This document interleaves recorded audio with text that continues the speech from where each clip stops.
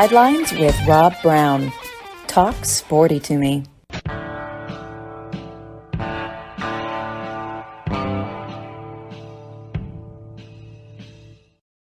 All right, Rob Browne here with you on this Wednesday midweek show here edition. Got some more storms coming in this morning in the Park in Memphis area. Kind of we get them. We'll be over in Memphis after the show. But about 9 o'clock, some thunderstorms coming up here. Lots of rain. I tell you what, Sunday night hit Memphis. I saw on Channel 3 this morning, 122,000 people lost power. And still, I think half of them without power. Going to be hot today. My suggestion is get ice, get in a swimming hole if you can, stay in the shade. Got a lot to talk about. We'll entertain you the next 2 hours. Going to be joined Frank Duffy on his way back to Atlanta, and he said I wanted to be on with you this morning. That was the plan, but the wind is blowing so hard. Trying to drive a 41-foot Bingo 1. He goes, I'm afraid I might go off the road. I was like, well, that's smart. Safety first, like an audio text. But he's going to be joining us again on Saturday. The stories, like all stories with time, get better. But it might even be a little. Frank doesn't need to embellish. But we'll wrap up the College World Series, all the stuff on in Omaha. Ben Troupe, ESPN Coastal in Savannah, joins us here in just a few minutes. We will talk in the second hour. Coach Phillip Lolley, longtime coach in the Southeastern Conference. We're going to get into a Deep South recruiting, what goes on, what it's like, the journey on the part of the player and the coaches, the head coach, and how all this stuff works, because everybody knows recruiting is the lifeblood of your program in sports, but it's the same way in business. No matter what you do, you better be going out prospecting and getting new customers, new clients all the time. It never stops. Cold calling is revenge for not asking for enough referrals. Don't ever forget that. Olin Buchanan checks in from College Station in the final segment today. TexasAgs.com about Texas A&M. We'll find out what's going on out there. And that's one of those programs that everybody is just, there's so much curiosity because they have so much money. They're in the state of Texas, and now their good friends in Austin will be joining the SEC in the 2024 football season. And they're playing that first year in College Station at Kyle Field, which is the last place they played in 2011. So follow us on Twitter at Sidelines_live, and do us a favor, subscribe to our YouTube channel. I don't know why I hadn't been thinking about that. We started doing YouTube a while back. And of course, you can watch us on Twitter, Facebook, YouTube. We go all over the place, but we have a live YouTube channel. And remember, if you missed the show because you're at work, you're in surgery, you overslept, maybe you were up all night, you can go back and hear it at any time, www.sidelines.live, and just find the show you want. And if you want one, you can't find it, text me, 901-413-2708. I'll find the show and I will send it to you if you're looking for one. I had a request yesterday for Ralph Jordan Jr. from October 8th of 2021 by somebody in Fort Lauderdale. I got Nigel on it in a matter of minutes. We found it and we sent it to them. They got it. All right. So a lot to talk about, but I want to go over some stats. Our good friend Jerry Kirby, unbelievable football IQ this guy has, college and pro, watches every game, breaks it down like an engineer, trying to understand how a heating and air system works or how a water system works. Here we go.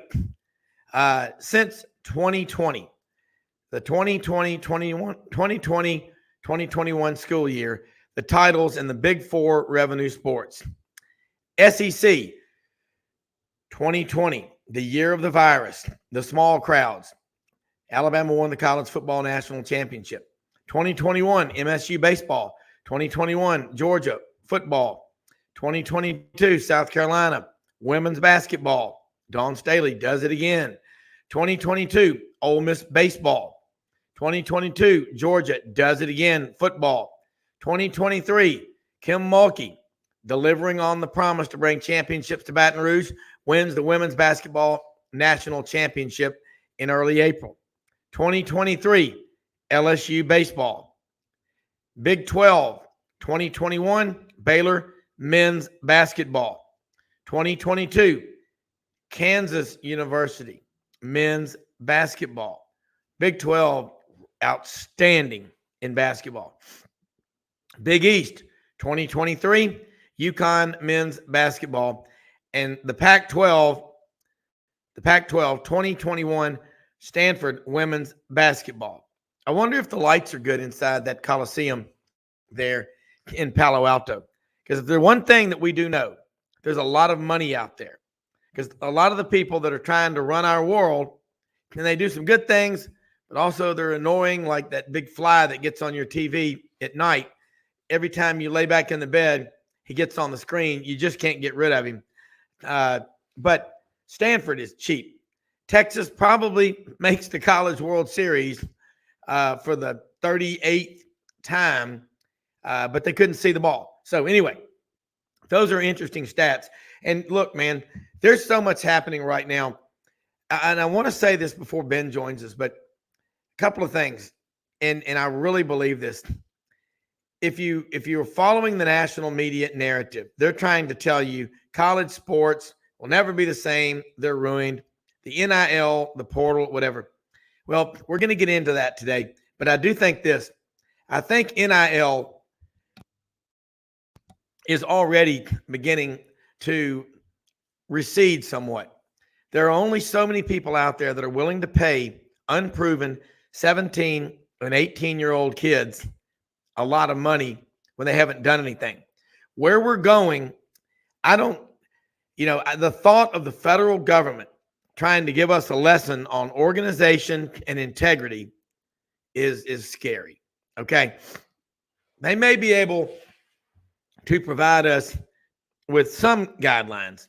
I know Tommy Tuberville and Alabama Senator Tommy Tuberville, Coach Tommy Tuberville, Senator, and Joe Manchin from West Virginia are working on legislation. I don't know how much of a priority that is for the Senate and the Congress. They got enough stuff they've already got to unscrew up. But I think we're going to have some structure. And someone brought up a good point last night. In the NFL, if it was all about who had the most money, well, the NFL teams and the owners that had the most money would get all the top players. Well, the NFL is smart enough to know that you'll kill your game if you only have 7 or 8 or schools every year. People that say in college, now I understand going to the super conferences. I think I can see that happening. I don't like it, but I can see that happening. 4 16-team leagues like the NFL, AFC East-West, NFC East-West. I can see that. That's a possibility. But we're also going to need a national championship playoff for those other schools because it's Coach Jackie Sherrill who predicted all this 31 years ago, said it's going to be just as important to those schools. I am not in favor of just having a handful of schools and to hell with everybody else. The country needs, hell, we've emasculated so much of the male culture to begin with. We got so many kids that don't do anything.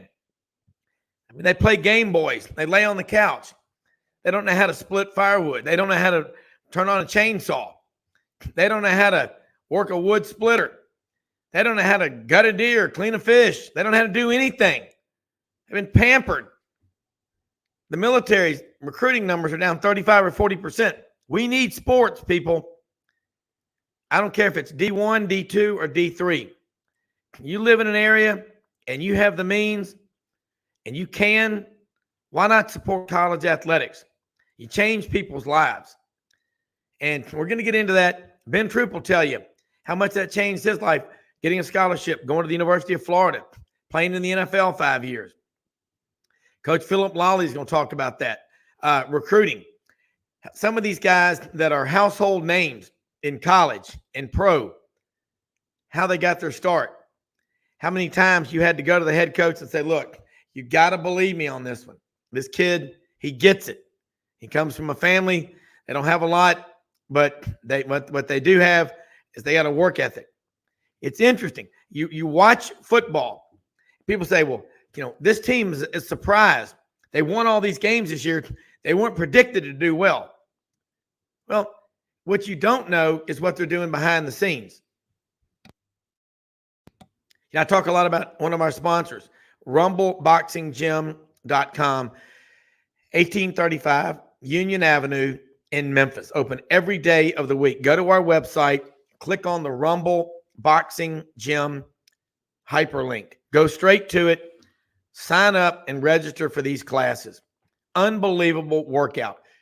You go in there, 45 minutes, dumbbells, burpees, star jacks, jumping jacks, dips, push-ups, planks, you name it.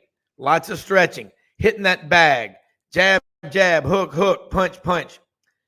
A prize fight, heavyweight prize fight is 45 minutes long. If it goes the distance, 15 3-minute rounds. Do it, rumbleboxinggym.com. If I am a coach of any sport, I'm taking my team down there and I'm going to put them through this.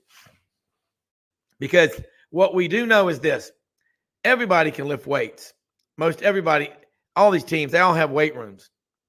Bench press, all that stuff. Okay. Football, in this case, is the game played on your feet. So you better have strong legs.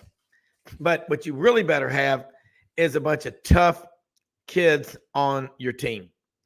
People that are fighters. Because what I see a lot of times is these kids that are bigger, faster, stronger than everybody in their league. They played 1A or 2A ball or Academy League football, and they never really faced any stiff competition. When you watch videotape and you see somebody just dominating, well, maybe if he's going against 5'8", 190-pound offensive lineman, yeah. But wait till he gets going up against his peers. That's what separates college football teams one from the other. You know why Kirby Smart is having the success he's having at Georgia? Hell, I don't know exactly why, but go recruit better players than your opponents. Bigger, faster, stronger.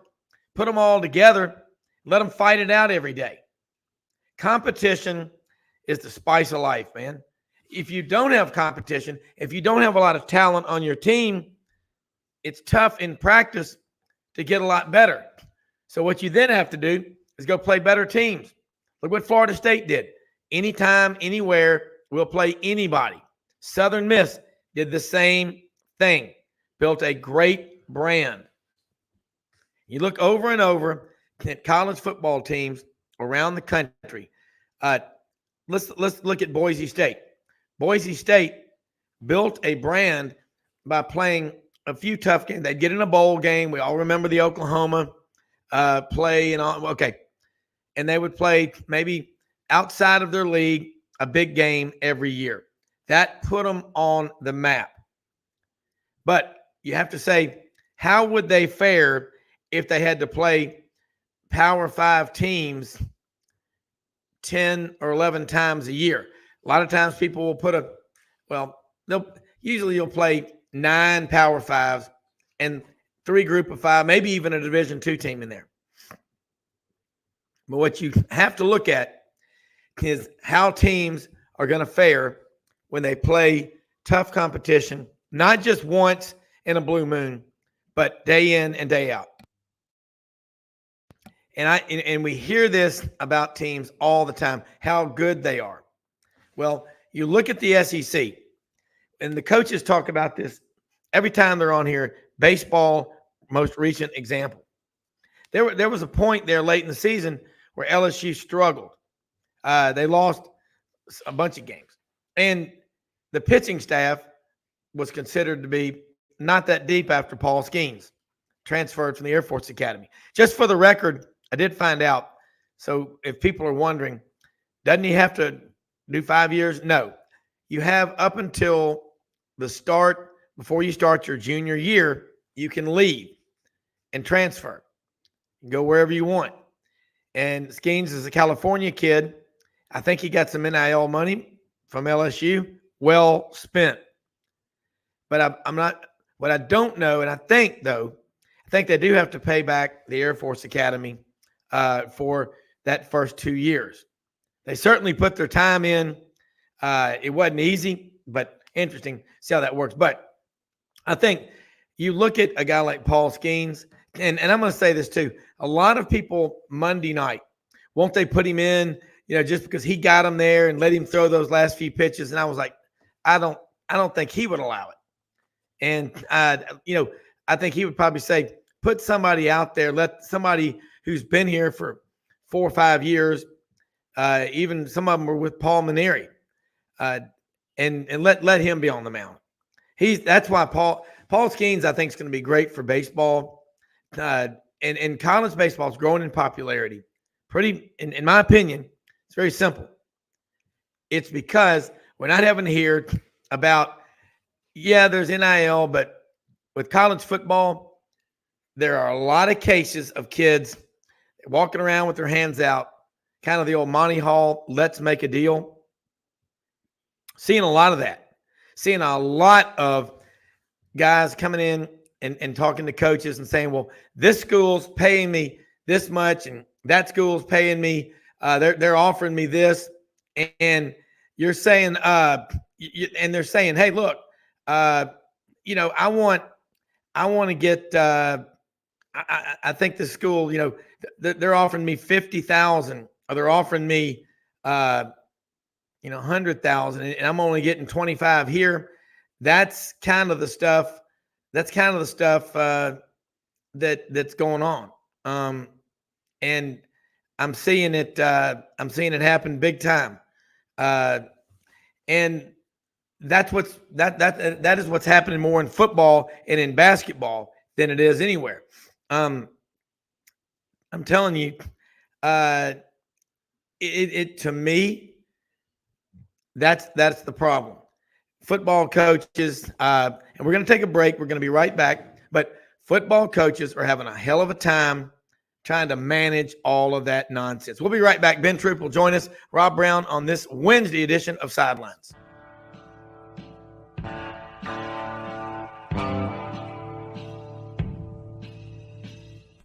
Red River Ford and Toyota, located in Wynne, Arkansas.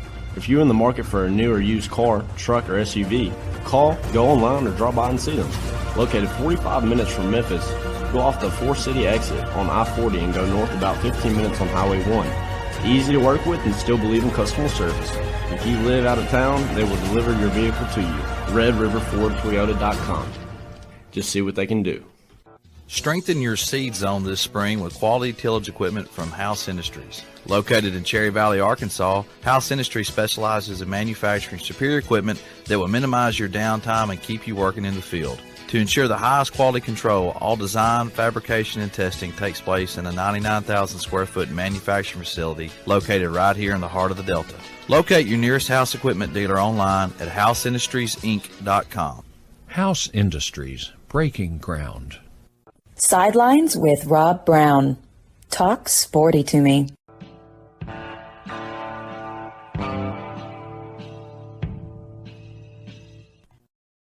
Hi, Rob Browne back here with Ben Troupe. And Ben, I tell you what, since you, here we go to Ben.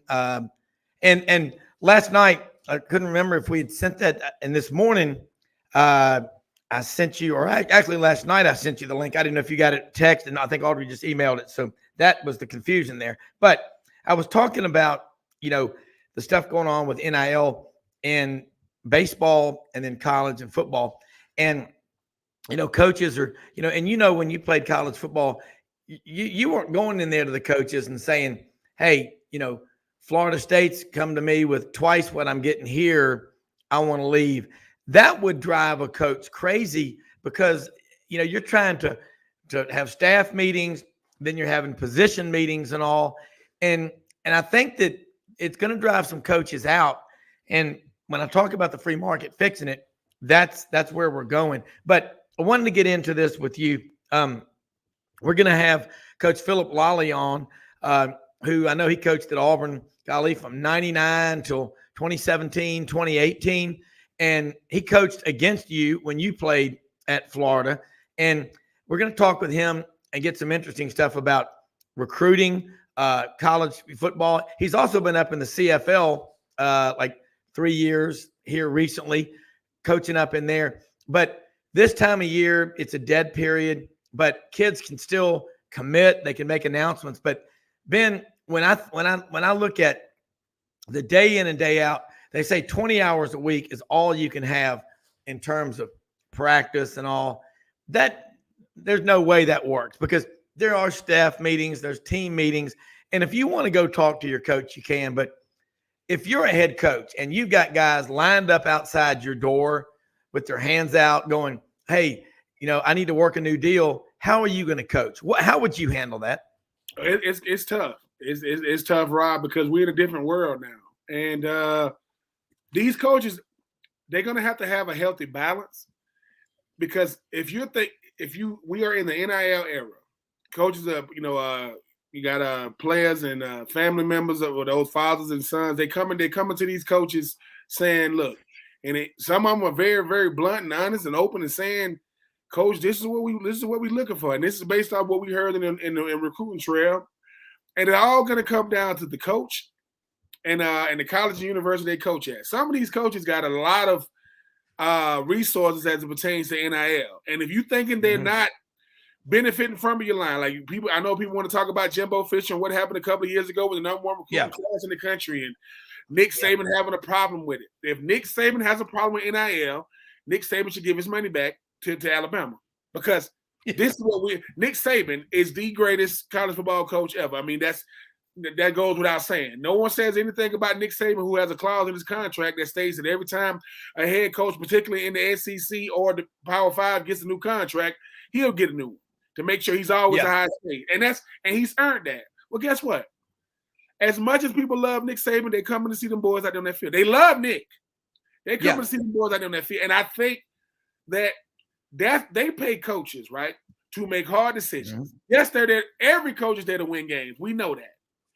And listen, they want coaches to win games, even at the rec Pop Warner level. They want you to win. But I think what we in now, Rob, is a slippery slope because you're trying to satisfy your livelihood is 17 to 24-year-olds. That's your livelihood. You're going in these living rooms, telling them you can do this and do that. It's how you go about doing it. Meaning, this is the best way to look at it. NIL to me was when I got ready to get drafted, my agent Joe Siegel. The reason why I chose him was because he told me the truth. He didn't come in there saying, hey, he said, Ben Troupe, if you wasn't going to be a high draft pick, man, we would have never met. If you were going to be a middle to late round guy, you would have known of me. You would have never met me. I can appreciate that because NIL to me is less about the student athletes wanting money. It's these agents or former agents or these organizations that are preying on these student athletes because some of these contracts are crazy. I mean, when I was in the NFL, the most my agent could get was 3%. That's laughable. These agents are getting 20 and 30% off the top of these deals. So I think that of NIL deals you're talking about. NIL deals. Yeah. God Almighty. If Rob Browne's son or daughter is going through college now, I would hope that you would take full advantage because you're looking at it for this reason. You're saying, hey man, NIL might be the only money my kid gets. Everybody's not going pro. So this might be the only money, but everybody don't have Rob Browne, a financial guy that understands, hey, you was broke for the last 2 years, son or daughter. I want to make sure that the money that you get, you have it when you leave. So I'm putting it in something because there's ways to do these things, right? But I just think that these coaches, the same ones that complain are the same one. Look, I know people want to make jokes about Tennessee and the sanctions that may come down to them with the McDonald's bags. That stuff was going on. And guess what? It goes on now. It's just now you got a legal way of doing it. So I do think that cooler heads are going to have to prevail. We want to come together on this thing because I'm trying to get the best recruiting class I possibly can. If that means I got to give somebody an NIL deal, But nowadays, LeBron James' son is going to USC. Of course he's going to get big money. The James name. You talk about Arch Manning going to Texas. Well, the Manning name, those are two people out of all of college athletics. Most of it is the market is still trying to set itself, Rob, and that's the crazy part is I don't know how I can justify giving a young man millions of dollars when I don't know what he or she are going to become. Now, once you've been in school and I can kind of see what you're projecting, that's different. But it's a bigger question mark than anything, excuse me. And I think that anybody try to act like we got all the answers, that's the part I think, because education is the key. Ben Chase, the NIL director down there at the University of Florida, I had him on my podcast. And he said, Ben, what I do the best is to educate myself. I do not have all the answers. I try to protect these student athletes. I try to give them as many opportunities as possible. But just like I know, Rob, the one thing they don't tell these young people is this. Mommy and daddy have never seen, most people have never seen $50,000 and $60,000 at one time. You're about to get hundreds of thousands of dollars. And Uncle Sam got his hands like this, knowing that you don't know how much you're going to have to pay in taxes. Because I just think the financial literacy part, the understanding, the future ramifications of signing these deals, because some of these young people came into college with no debt. You may come out of college with a lot of it. Only thing is you ain't owing the school. You owe these. I think you might be owing these agents and these sharks in the water, because there are some sharks out there who want to prey on people who trying to get some money. I just hope everybody educate themselves and be careful out there. Well, and here's where the financial literacy part of it comes into. And I'm telling you right now, if you look at it, in college, the reason why we have the NFL to get to that next level is you got to be good enough to get there. All right. So that the person that's at the University of Florida who's a pre-med student or pre-law or pre-vet, they can't practice the law. They can't practice surgery. They can't open a veterinary medicine clinic until they cross the finish line and get that degree and go through the training. And what we're doing now is that's why this thing won't last. Right now, it's a fad. It's popular to do it, but it's like what people will pay for certain things in the market. Like, let's say we brought back pet rocks. They were a novelty there for a while, or comic books. Let's say, my dad always likes to laugh and said, I bought the first ever Superman comic. He goes, but I don't know where the hell it is, but it'd be worth a lot. Okay. But if 100,000 people had that first ever Superman comic, it wouldn't be that big a deal. That's what's going to happen with NIL. They better make their money while they can. The other thing, you better watch out. Be careful what you wish for. You might get it. Making these people contract salaried employees, and then they can be fired. Yeah. There's a lot of things that go with. And so, but what I know, I'm not, as a right-wing capitalist patriot, make money, man.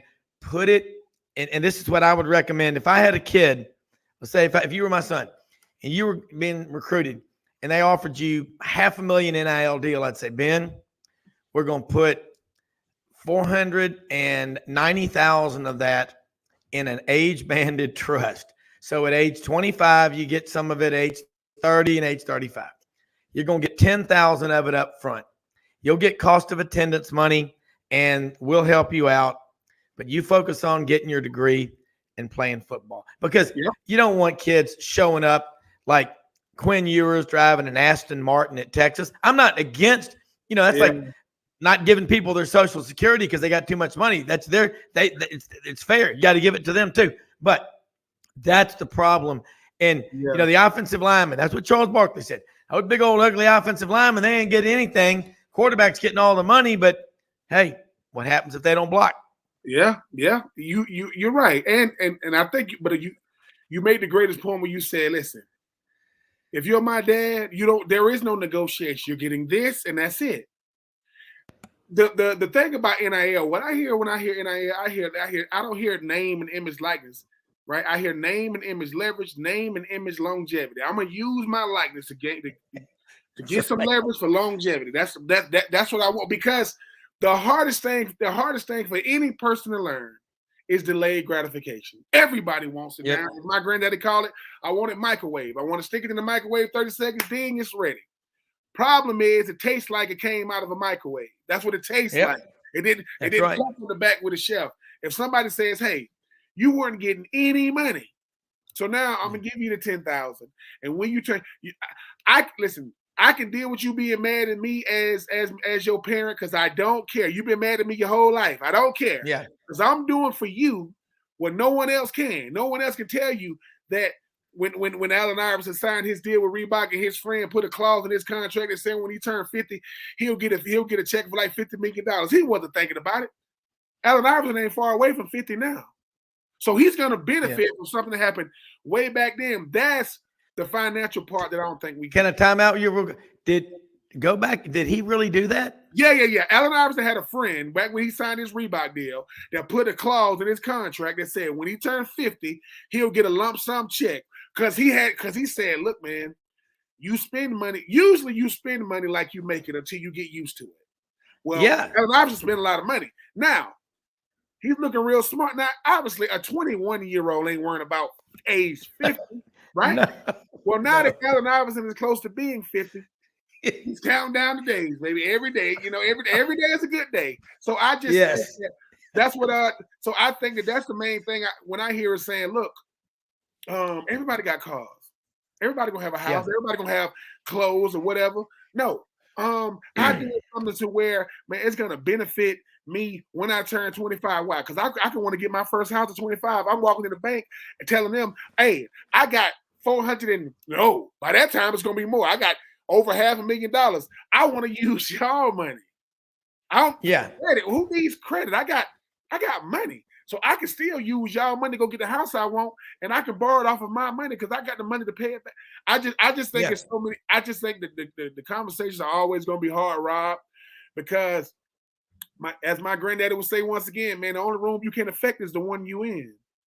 Yeah. See, when you in them rooms, it's gonna be hard to really understand these type conversations. Yeah, and this is great advice. And when people look at professional athletes, they look at the money they make, and I know some, and I know some agents, and they're like, I've got guys that have these massive contracts. Look at Kawhi Leonard. I mean, my son sent me that when he signed the $97 million deal with San Antonio, and he was driving like a 20-year-old Suburban. He held on to that because I think it made him feel somewhat normal. Ben, and I see it with people. You inherit a pile of money, or all of a sudden you sign a contract and you get paid a pile of money. It messes with your head. Of course. It gives you a false sense of reality. How many of the uber wealthy people in America are regular churchgoers? You're not listen, the wealthiest person you wouldn't believe it if somebody else the person that got that's him. Why? Because that's he or she. The guy that pulled up in the car, they ain't pulling up in no 2023. They don't have chains around their neck. Listen, people, every time you see, Mark Cuban or Jeff Bezos or whomever, they look like regular. They ain't got on nothing flashy because they understand that the people with the most money, man, don't show it. Now you ain't gonna be able to get in their house because they live in a gate behind a gate. I understand that part, but we have to get used to telling people, look, man, I was told this when it comes to buying a car. If you can't buy it twice, don't buy it once. If you can't buy it twice, don't buy it once. The only thing that the only thing that appreciates in this life is real estate and land. That's what appreciates. Because the only thing that goes up and never comes down is your age. That's it. So you need to make sure that when it comes to like Young Jeezy is a rapper from Atlanta, and this will let you know. He said his son who went to college said, "Dad, a friend of mine just told me he just got a new chain." He said, "Tell your friend we got 40 businesses and 40 buildings. That's what we got." Yeah. And that's the conversation I think needs to be had. Where I said, look, I want to use this time when you were 17 to 21 to take care of you the rest of your life. And it can happen that way as long as you realize it's almost like if I can get that young man out your system as quick as I possibly can. Most people don't drive Lamborghinis, man. Mr. Lamborghini don't drive a Lamborghini. Yeah. And I think that's the thing we're pushing. It's like Santa Claus being on a sleigh. His sleigh is Mercedes-Benz during Christmas time. People can't drive. People don't want that. I think it's what we perpetuate in life as success. We think success is what people can see. No, man. The most successful people, they the most frugal people. People say LeBron James is one of the most frugal. He calls himself cheap. I'm going to call him frugal. because he goes, man, I want to be wealthy. And people who are wealthy comes with influence, comes with impact. Yeah. That means he can. So I think those are the conversations that, like I said, Rob, we got to mess up a lot before we get this thing right. And I get it. But stop blaming the young people. All they doing is making sure you get $1 billion TV deals, and these coaches are making. Listen, by 2030, we're going to have a $20 million coach in college a year. It's going to be $20 million, and no one's going to say a word. But God forbid, Rob Browne Jr. gets $500,000. Really? Come on, man. That's to me, that's pennies on the dollar like I've never seen it. And let them mess up. They're young, and I just think that if we see the benefit of it. Only problem I have with NIL is it has to benefit everybody. Everybody's not gonna get the same check, but if it ain't benefiting everybody, it shouldn't benefit nobody. You know, I got 3 kids. I can walk in there and give one of them something. If I don't get the other 2 something, it's gonna be a problem. And do it the same way, because like I said, the most well-known athletes on campus are the football players. The most well-renowned known, they in gymnastics. Track. They international stars. So I just say take care of everybody, and it's an unperfect science. I get it, but at the end of the day, man, every last coach that ever had in trouble in college still became head coaches again, still making money right now. So stop blaming the student athletes for whom coming from small town USA, and you can go to their house and recruit them. But God forbid, I want to make sure, I'm Shannon Sharp. I just want to make sure my grandma's roof don't leak. That's all. Yeah, that's all I want. I don't. Most of us from the South, we don't want no mansions, man. We want a house with some land, some 4-wheelers. That's what we want. I don't know what this new age stuff of, riding $400,000 cars, man. Please, we don't want to do that. We just want to be able to. BJ Bennett said it the best. When you get me, you get my whole family. So if you're giving me this money and mama can barely keep the lights on, hey, coach, I just want to take care of them. Trickle-down economics don't happen the way it's supposed to happen. It's supposed to trickle down. Well, it trickles up. Usually the one that birthed you is the one you taking care of because they did all they could to get you where you at. So if I got to send mama my Pell Grant check, which a lot of us did and do, I think NIL is the way forward if we can come together. We got more Rob Browns speaking on behalf of the student athletes to the people writing checks, because the people writing checks got a problem with the people they're writing it for. I said, that's a problem, man, because if you can root for Auburn, I said, Auburn is one thing. You root for Ronnie Brown, Cadillac Williams, Jason Bo Nix, and all those type of Tanks Bigsby, because the head coach changes all the time. So I just think that we still in a very, very young stage of it. But I think it got a shot to be really, really good. I really, really do. It's just the fact that stadium's getting bigger right now. Money's going up right now. So in an economy that's not the best, it ain't hurting college. College athletics is thriving.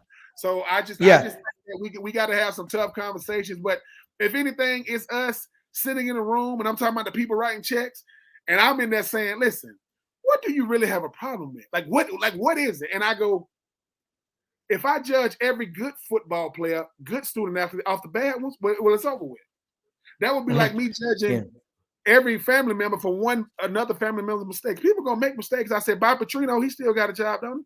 Back on the staff right now, right? Yep. The same Bob Petrino who was at Arkansas left. He was at the Atlanta Falcons, left after the game, and next thing you know, he's the head coach of Arkansas. Rob, could you imagine if your son is playing for the Falcons saying, Daddy, you see this? And he got to and as a professional, I got to just keep going. I got to act like it didn't happen. So, like I said, it's not supposed to be perfect. Nothing is. As somebody say, man, you want a perfect church? Yeah, take the people out of it. Because if it's people in it, it's imperfect. So it's going to be imperfect, but let's stop acting like imperfections don't happen in every facet of life. Because like I said, no matter who Auburn is the head coach of, Rob Brown root for Auburn. I mean, I went there. I'm gonna root for him, no matter who. I don't got to like him, but we family members when you put on that burnt orange and blue. That just what happened. But when it comes to NIL, we haven't educated ourselves on it enough to know. I know a lot more about it, but I don't know. I don't know every single minute. It's like I was a football player. They told me the game plan. They didn't tell me every situation that could happen. They said, listen, but these are the plays we're going to run based off the down and distance, based off the situation. This is your role within it at the tight end position. Hey, Ben, but you are the emergency quarterback. So if all the quarterbacks go down, you got this is in NFL now. If all the defensive ends go down, you got to go. If all line and my coach told me, don't think that your level of importance is just based on your position. No, man, you here for more than just the position you play. Kickers go down, you got to kick. I said, but coach, he said, listen, you're the best we have in an emergency situation. The best we have in you. And that's when he helped me understand you here for more. And I think with NIL, that's what it is to me. Hey, man, this is for an emergency. Hey, man, you're going to need some stuff later on in life, man. This right here, we said 250,000. I mean, Rob, you in college and somebody say, Rob, we finna give you 50,000. You're going to say, whoa. You finna what? The first thing you're thinking is, how can I make 50 become 100? Become 150? Yeah. And that's what I'm saying is sometimes it's just we didn't come from much. I don't like this whole you didn't come from nothing. We didn't come from much. But I want to be able to make this. I want to say, man, when I was 18 years old, I signed a deal that I didn't even really understand what it was. But the person that was working with me cared about me as a client and a person, not just a player. Yeah. And now because of it, man, I'm getting checks like I was in a movie. I'm getting royalty checks like I'm in a movie. So they giving me money from my money. And I think that's what we have to do is say, hey, man, somebody say, would you rather get $1 million up front or make $50,000 a year for the next 20? I'm gonna say 50 for the next 20. Why? Because that's something that's coming. That million will go just as quick as it come in. Well, like on the lottery, when people win the lottery, they take the lump sum or do they take the annual payments? If they do the lump sum, they pay all those taxes up front at the highest possible bracket. If you spread that out over 20 years, that's going to motivate you to keep working. I bet you most people that take the lump sum piss it away real fast. But looking back at this, the way NIL I think will work a lot better is if you put it in an incentive-based or age-banded trust. Yeah. The problem I have with is we all know what 18 to 22-year-old kids are thinking. They're going to go through that money. And the fact that Allen Iverson had one of the people working with him do a balloon payment, a lump sum payment for when he turned 50, that's an age-banded trust is what that really is. That was brilliant. And I don't know, because we hear about,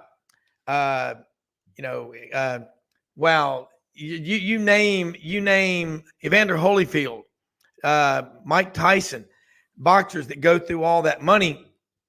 But when you got Don King as your money manager, that's your fault or as your manager, because who's he got working with you?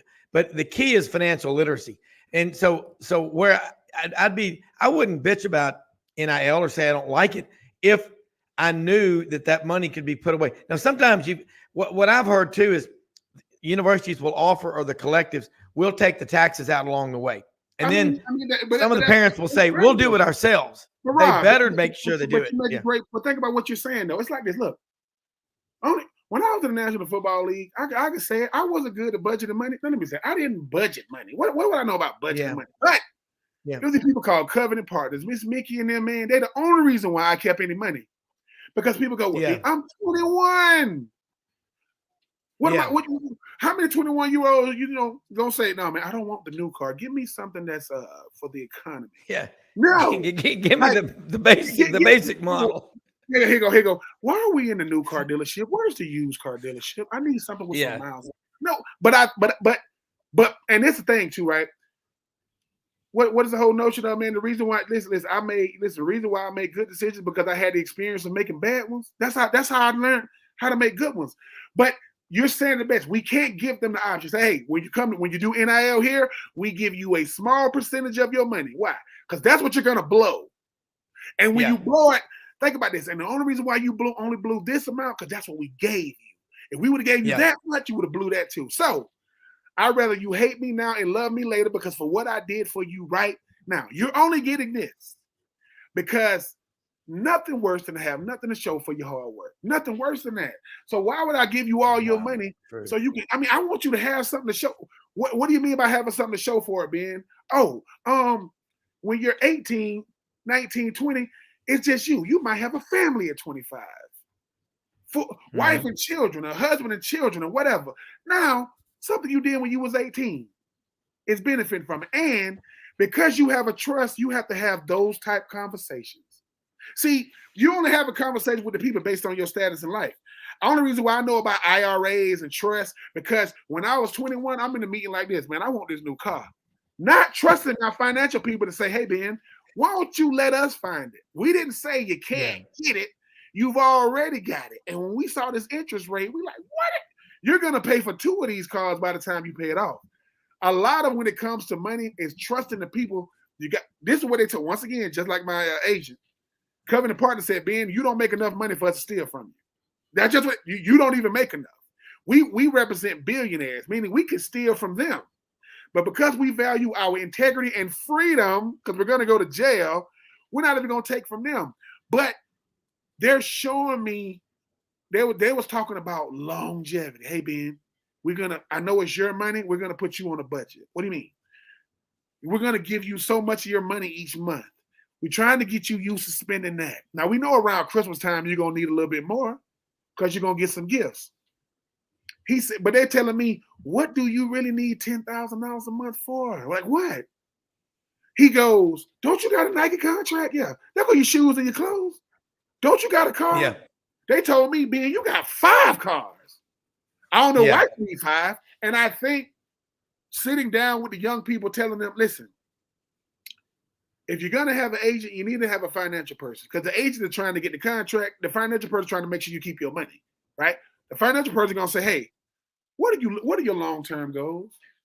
Not I want to go to the dealership and get, because ask mommy and daddy what these type of conversations would have done for them. And we ain't even got to be in the millions.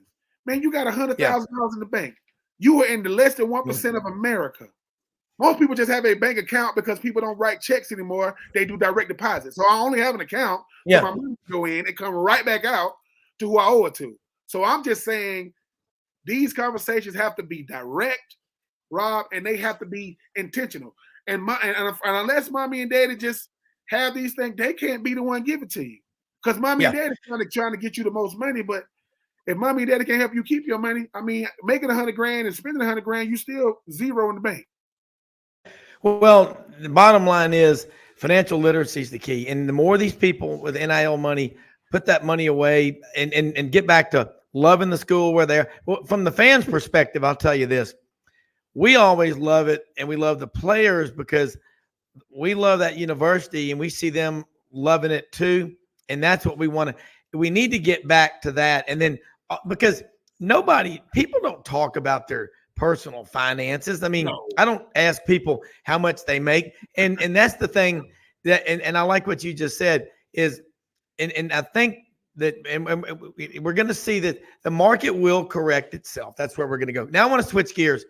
I was looking at GatorbaitMedia.com last night. Lord have mercy. Florida is on a tear in recruiting. And Buddy, I saw a piece that Buddy wrote, and just praying for him every day and friends. And there's a lot happening at Florida. Gators got beat Monday night. Sunday looked like they were going to just, show up and go boo and get it. That's, every day that was yesterday. Yeah. So the only easy day was yesterday, that old saying, and that's true. So now I look at Florida, and people say, what's the threat to Georgia in the SEC East? Well, and Phillip Lolley is going to be on with us in a minute, longtime coach in college and high school and CFL. And now he's got to decide, am I going to go back to Canada? I want to stay in the South. But, God, he's got some incredible insight and stories. But the Gators are moving the upward trajectory. Dan Mullen didn't like recruiting. It wasn't something he really did, kind of like Brian Harsin. But now the Gators are recruiting. They're getting these kids out of Georgia, and they got a great quarterback out of Texas, Lagway, but they're going back into Georgia heavily. Almost everybody on their baseball team was a Florida guy. Franz talks about the Bright Futures scholarship program they have down there, but the Gators and their program, it won't take very long with their NIL, with what they've got, Ben. Georgia's on top of the world now. Tennessee's ascending.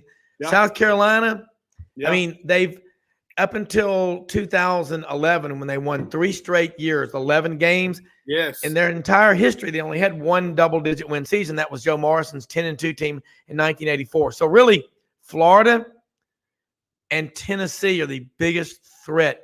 Who do you think is the biggest threat? I know it's hard for you being orange and blue, but I think you're fairly objective. Yeah. And who do you think is going to be the biggest threat this year? Because Tennessee's got to go to the swamp. I know that. Wow. Tennessee might be a bigger threat this year because they got a proven quarterback coming back in Joe Milton. Like that kid right there. I mean, when you got a kid that's already been in the system, proven, and has the support of his team, Coach Heupel, say what you want. Even back in his days, Oklahoma, he knows quarterbacks now. He knows how to have that up-tempo offense coming from UCF. Bringing it to the SEC, it's working. I think for recruiting, though, the thing about Billy Napier is this. Billy Napier understands, look, man, you got to be the best coach when you ain't got the best talent. You got to be a good coach when you got the best talent. When I got the best talent, it makes everybody's system look better. So I think that it might be Tennessee, because Florida's schedule ain't favored. It ain't good in 2023 or 2024. But I think the thing about Tennessee is Tennessee got to show that they're more than just one good season last year. They got to double up. And with Florida, you can't be bottom feeders at 6 wins. You just can't do that. And unfortunately for Florida and Tennessee, they're a part of the college football fabric. Yeah, they're in the SEC East, but when they're good, it's better for college football as a whole. Georgia ain't going nowhere now. Make no mistake about it. That's when you know Florida's making strides when they're dominating the recruiting headline. Georgia still got the number 1 recruit in the country. The kid coming over to Buford High School, or Buford, Georgia, this year to play his high. Dylan Riala, But I will say, this is what Billy Napier understands. You got to dominate the offseason through recruiting. You got to win games during the season, and you got to produce in the draft. That's college football. College football is, what do we look like in the draft? What do we look like in the season? What do we look like in recruiting? Miles Graham, the son of Ernest Graham, that played with me at Florida. He's coming to Florida. So you're getting these legacy players. I will say, where's Miles from, by the way? He's from Atlanta. He's up there in Atlanta, and he's but a Georgia boy. Where was Ernest from? From Florida.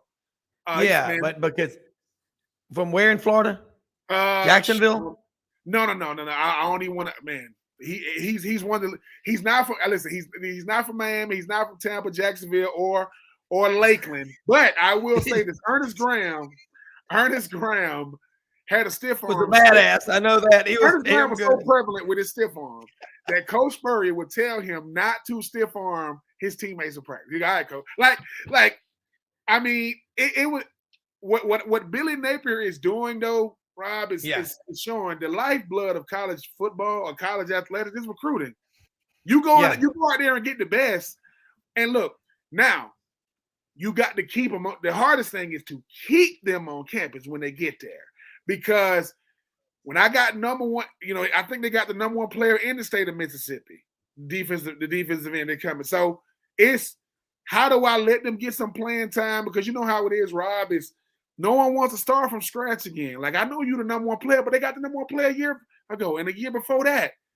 And I listen, the biggest travesty ever known to man in college football is the 2004 Auburn Tigers went undefeated and did not play for that. That is to me, that is crazy. They went undefeated and didn't play. But to even know that they would go from that and then 6 years later, 2010, to win the national championship with Cam Newton and company. Cam Newton, last time I checked, I don't think anybody from that offense got drafted but him. Unless I'm wrong, I don't remember nobody outside of him. It was. But you realize 2 different coaches though. Tommyville, Gene Chizik. So you ain't even got the same coach, right? Gene Chizik goes back to the Natty with Marshall. But the reason why he had to take a receiver transferring in, or DB transferring in from Georgia, then to play quarterback, recruiting. Yeah. Now they still went to the national championship and end up, losing in that, losing to Florida State. It's like you start saying to yourself, look, you can say what you want about Kirby Smart. And I know people are going to talk about the stat. He said Stetson Bennett had the best team in college football last 2 years. What was the result? 2 national championships. And that's taking nothing away from Alabama and Bryce Young and Will Anderson. What Nick Saban understands is this. It's going to be hard to beat us, man. But if you do beat us, they usually win national championships. You don't believe me? Ohio State beat Alabama, won a national championship. Clemson beat Alabama, won a national championship. Georgia beat Alabama, won that championship. Florida beat that. So Tuscaloosa is going to be a problem until Nick Saban decides to leave. But I know that Billy Napier is understanding that I didn't come from a P5. So I got to recruit. And when he get those guys in, and you see what his system really is, because like I said, Texas and Oklahoma, they coming to town. Everybody got to play them in 2024. Everybody got to play them. I just think that the SEC has the best product in college athletics, male and female, top to bottom. Shout out to them LSU boys. I got to say that, man. Preseason number 1, get the big dub, and to the families of to the family of Ryan Mallett, man. Man, I send my condolences. Never knew Ryan. Condolences, man. I mean, people. Make sure you hug your loved ones, man. Make sure you tell them you love them, because, like I said, man, I never knew him personally, but that shook me yesterday when I saw his pass. Yeah, Coach Phillip Lolley's on with us right now, and Coach, we're talking about Ryan Mallett, the Arkansas quarterback who we read drowned yesterday down in Destin. In sad news, he was only 35 years old, and I remember him. And Coach, you coached against him, and you coached against this guy Ben Troupe, who played at Florida. Tight end. You were at Auburn during all this time, but yeah, that was terrible news about Ryan Mallett from Texarkana, because I remember, I will never forget that 2010 Auburn Arkansas game, Coach, and Ryan Mallett got hurt, and they put in Tyler Wilson out of Greenwood, Arkansas, a suburb of Fort Smith. And I'm talking to a guy from Choctaw, Alabama. You talk about small town USA. Ben's from Swainsboro, Georgia. Coach, where have you not been to recruit somebody? And did you try to recruit Ben Troupe? Because he played with Carlos Rogers over there in Augusta. But Ben's a Gator, and Coach was at Auburn for a long time. But welcome to the show, Coach. Oh, thank you very much, Rob. Appreciate that. And we're talking about this thing in recruiting, and Ben and I have been talking about NIL. We've been talking about the portal, some of the stuff going on. I want to get you to talk about it, because Ben played for Steve Spurrier and he played for Ron Zook 01 to 04. So he had 2 different coaches. So you were coaching against him, and Auburn was playing Florida. And he made a good point. The greatest tragedy in the modern era of college football is the missing ring of the 2004 national champion Auburn Tigers. I've accepted it, and I declared them national champions that year. That's just me. But when you go out and recruit and all, and Ben, you went through the process. Everybody go to Georgia. You went to Florida. Coach, how long does it take? And if you put you can't put a dollar figure to it, but recruiting, we hear about kids in 8th and 9th grade. You build relationships. It's that serious, isn't it?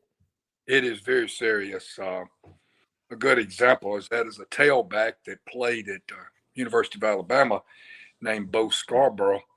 Well, when I was recruiting down in South Alabama, I run into this kid. And matter of fact, he was from Greene County, Alabama, which is south of Tuscaloosa. Yeah. So I hear about this guy, and I go in there, and I remember coming back, and I said, look, I got this guy, I think, coming to camp. And I said, he's a 9th grader. And I said, we need to offer him. And of course, how coaches now said, no, hold on just a second. Anybody I said, look, this guy's no doubt. I said, we need to get on him early. This is before, a lot of folks knew about him, of course. And I couldn't get our bunch to offer him at that time. I, in fact, got him all the way up to camp, and they kind of put the seniors and juniors in one group, and you know how they do. I don't think they even talked to him. And I was very upset about that. And I'm like, hey, look, guys, all right. So a little later on, but just between us, and I won't try to be too long in this story, but I was recruiting him. And at this time now, he was in Tuscaloosa, Alabama. And he lived on a street up there. Ben, I don't know if you're familiar with it, but it's called Watermelon Street or Watermelon Lane. And that's where Nick Saban lived. Right? Yeah. I don't know what we got right now, but yep. That's the way it works. Yeah. I mean, and You were telling me a story the other day about another big defensive lineman from down in South Alabama, and how hard it is, Ben. This is what blows your mind: how hard it is as an assistant coach to have to go to the head coach and say, "You gotta believe me on this one." But talk about that one and work ethic. And when you go to eat at the house, no matter what they serve, you're asking for seconds, aren't you? Oh, absolutely. But I'm from South. I was born, in a big, large family. We had nothing, so I was so used to that. That was my comfort zone. I love to go in there and even help cook sometimes. I mean, I didn't mind. I got a good home cook, and that's just my niche. That's what I enjoy. It was not hard for me. It was a lot of them, but me, I was right at home. So, I mean, I enjoyed that part of it. I really did get to knowing the mamas and the grandmothers and whoever, but that was the fun part. Yeah. Ben, jump in here. No, it's a uniqueness, coach. You think about the fact that man, we was in Augusta, Georgia, and we weren't Augusta's big, so we weren't a prestigious high school. Thank God it wasn't based off of records. Because good Lord, we wouldn't have got. But correct. I remember when Tommy Tuberville, was recruiting myself as well as Carlos Rogers, and it's a uniqueness because when you're young, you don't know how big it is. You don't know. It takes these adults telling you like that's Tommy Tuberville, or that go Tommy Browne, or that go Jim Dunn or Steve Spurrier. How do you make it so that, coach, it always, you said you right at home, but it's got to be fun of knowing, all right, I'm the only one. I don't, because you had to do it with no GPS. You got GPS now. Now you're like, hey, I got to read a map. The road went from a paved road to a dirt road. Ain't no street lights. What is that? How fun do you still, have doing it? Because that the lifeblood of any school is recruiting. Absolutely. And it is much harder. And I reckon it's probably harder for me at times because I'm old school. I'm just old school. Just give me an answer. Give me a yes or a no, or I don't know, and let's move on. But when they got to enjoying the recruiting part more than they got to enjoy playing, then I got concerned. I got really concerned. And I used to tell my guys, I said, this is not what you're going to hear from the other coaches. But as a matter of fact, Ben, I said, we're going to play Steve Spurrier at that time was at Florida. I said, so we're going to play Steve, all right, and Steve's going to throw the ball all over the place, and I coach defensive backs. Don't you think I'm going to try to get the best ones here, guys? If I got to guard receivers, I got to go to Georgia, and I guard those receivers. You don't think I don't need somebody to do that?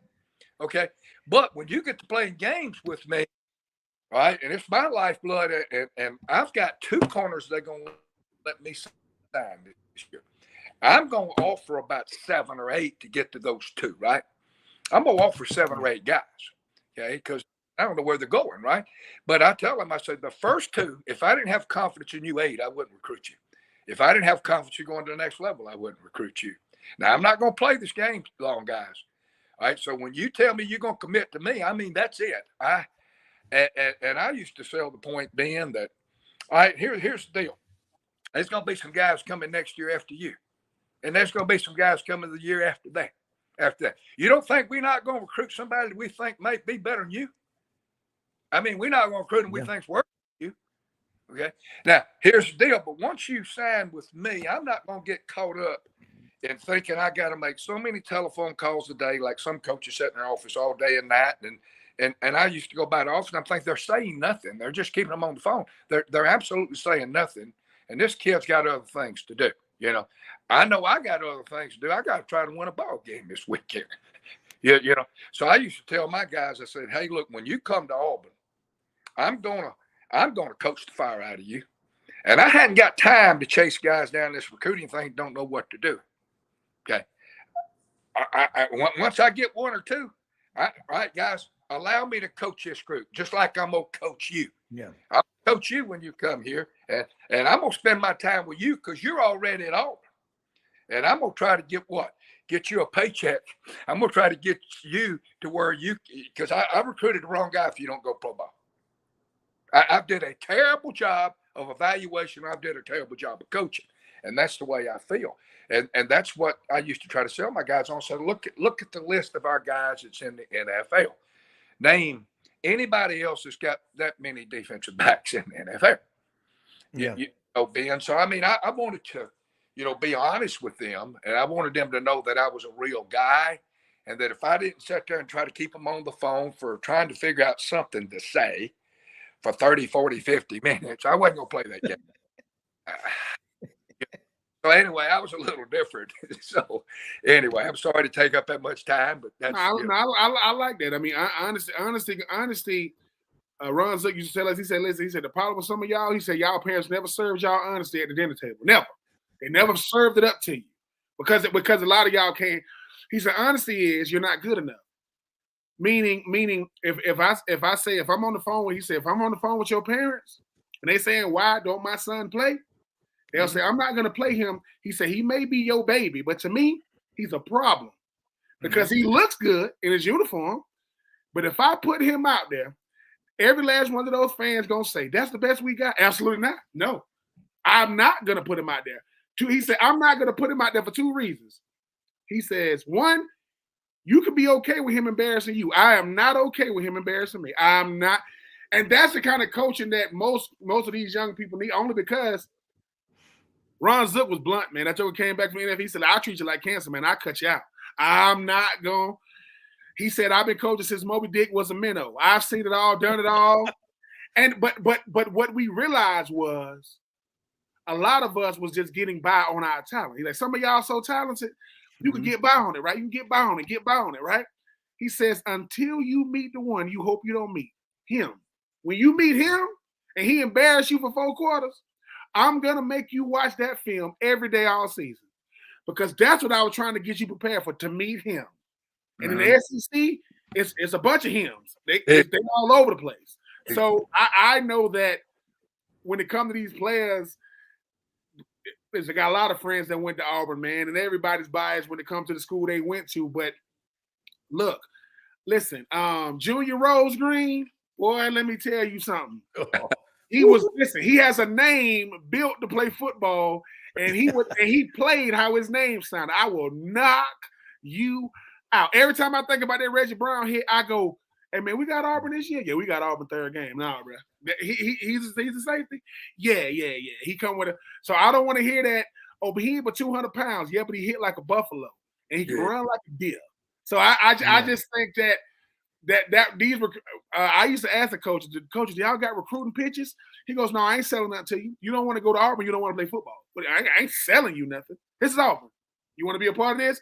"No, coach, I'm thinking about going." "All right, cool. I got it." Because nowadays, everybody think they the creme de la creme. Everybody does, right? Sure. Carlos Rogers, I played with Carlos Rogers in high school. You know how many defensive snaps Carlos Rogers had at corner? 0. That boy went on the door. He was tailback, 167. Yeah, that's what I'm saying. So when we went to a camp in Georgia, they put him at cornerback. We took him to a camp in Georgia. We went to a camp in Georgia. You had to play offensive position and defensive position. I was on offense, he playing running back. When they moved him over to defense, and I'm looking at him, listen, no receiver got off the line. None of them. None of them. So when we going back home, I'm like, where does this come from? Like, who taught you how to do that? Mind you, he didn't play corner in high school. Correct. So, but I remember when he got at corner, the Georgia coaches nudged him. They said, watch this. Go ahead. How that? Boom. Nope. Play off, Carlos. Pick.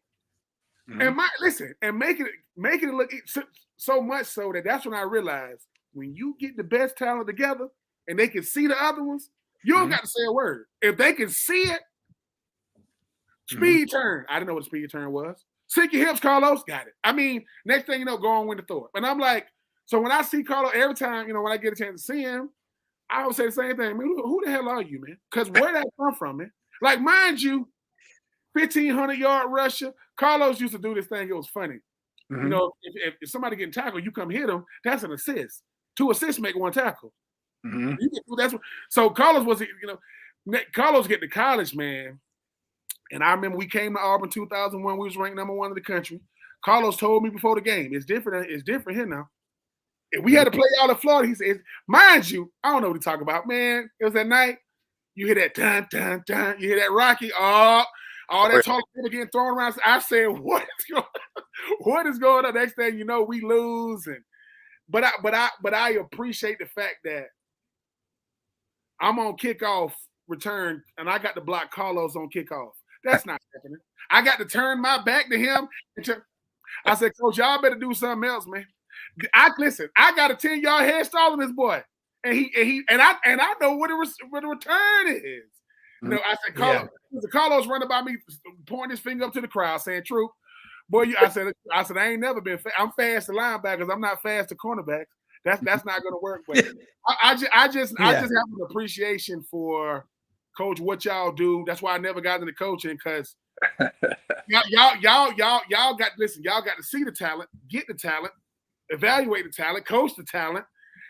I said, listen, I'm too blunt. I said, I'll be there told him, ma'am, your son ain't even that good, and I'm trying to give him a scholarship. He telling me he gonna wait. Man, all right, well, I'll see you in the unemployment line because I'm telling you, these opportunities. Listen, I got to play with Cadillac Williams. I played in the high school All-Star game with Ronnie Browne.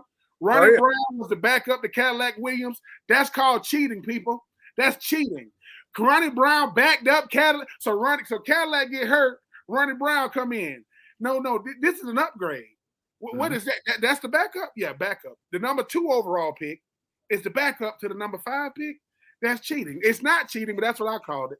Because I said, Ronnie Browne rushed for almost 200 yards coming off the bench at Florida. Thank God they let us beat them that day. I don't know how the hell we beat them. I think we had 7 tailbacks on the team. I think there were 7 tailbacks went to the pros. Okay. Yeah. We had Brandon Jacobs was a backup. And Brandon Jacobs was the third. He was the third guy. It was Cadillac, Ronnie, and that's cheating. Then Irons too. You had Kenny Irons. You had the kid that went to that was in the national championship, dreads in his hair. Yeah. And with Marshall. Marshall was the quarterback. I can't remember his name. Then you had you're talking about Trey Mason. Trey Mason was back in 2013. Yeah. Oh, Trey was a heck of a football player, you know. And Tuscaloosa, they got the number 1 defense in the country at that time, Alabama, and we had everybody hurt but Trey. And I recruited a kid over in Georgia, not Georgia, but Tennessee, and I'd recruited him as a tight end, but he was a great soccer player, and he also played tailback in high school, named Cooper Wallace. So I played with Coop. Yeah. So anyway, when Bobby Petrino come in there and said, we ain't got no running backs, I said, whoa. I said, the guy y'all moved to tight end was a tailback in high school when I recruited him. He said, do what? I said, yeah. So they moved him to fullback that game and had Trey at tailback. We get anybody hurt. We got no more anybody football. I mean, everybody's hurt, right? But going back to you about Carlos. Well, the first time I saw Carlos, and I was just sitting there on film, and I said, hey, guys, I like this guy. And, we don't know if he's going to have the grades, this, that, and other. I said, well, I like him. They said, what do you mean you like him? He's been a tailback. I said, oh, he's going to be a corner when I get him. I said, look, I just talked to another kid, and they cut him. In fact, they cut Roderick Hood practice. And I walked over to Roderick. He said, oh, I don't play defense. And they done cut him. I said, well, right now you ain't going to play nothing. They just cut him. I said, give me a shot. Just give me a shot of coaching you. Talking about Roderick Hood, you know, played in. So I had Hood at one corner, now Carlos at the other. God, man. Let me tell you, going into the spring that next year, and this was the great story. Coach, hold that thought. We're going to take a quick commercial break. Unbelievable, because Hood was a walk-on. That's people. He was and now he's got his family members coming to Auburn, more of them from Columbus, and it's unbelievable. We'll be right back. Ben Troupe, Coach Phillip, Lolley, Rob Browne on Wednesday's edition of Sidelines right after this quick commercial message.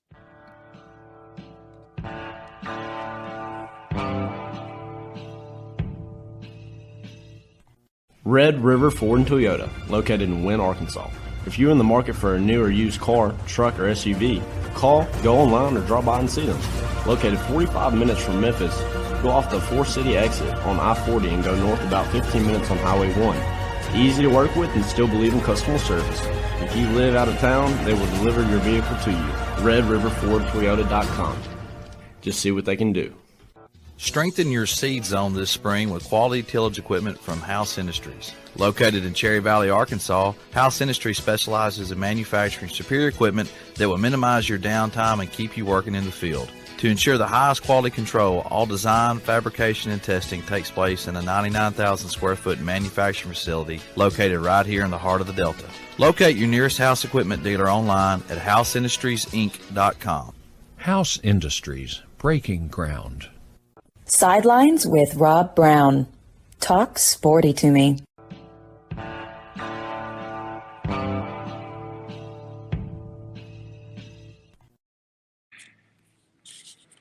Rob Browne back here with you. Coach Phillip Lolley down in Lake Martin.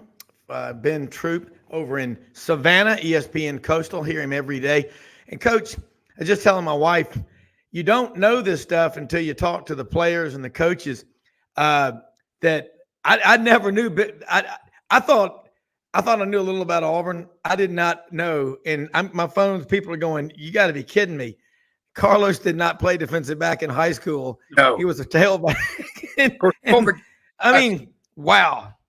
But all the guys that went into the NFL, most of them were. But see, Carlos was not on. And Ben, I tell you, they weren't a great football team record-wise now, okay? But I saw this 106-something pound kid, and I'm like, gosh, he's skinny, but he's got some ability. He's got quick feet. And the thing is, they're featuring him on offense. So he's used to the pressure a little bit. He's used to being hit. Yeah. I said, I think I can make this guy physical. And I think he's got twos. He's got the height to play the Florida receivers at 6'3", 6'4". I mean, it's kind of a disadvantage walking out there with all 5'7s and 5'8s. Not that I'm against that if they can play. Yeah. Now, Carlos, boy, he looked good. I mean, when you talked about defensive back now, I said, I put 10 or 15 pounds on this kid. Lord have mercy. All right. Same thing with Roderick Hood. I finally talked Roderick in. Yeah. Whoops. Well, I lost him there. Yeah. And I can keep going. There was David Irons. That was Kenny's brother. Might have been as good as I've ever seen before he got hurt.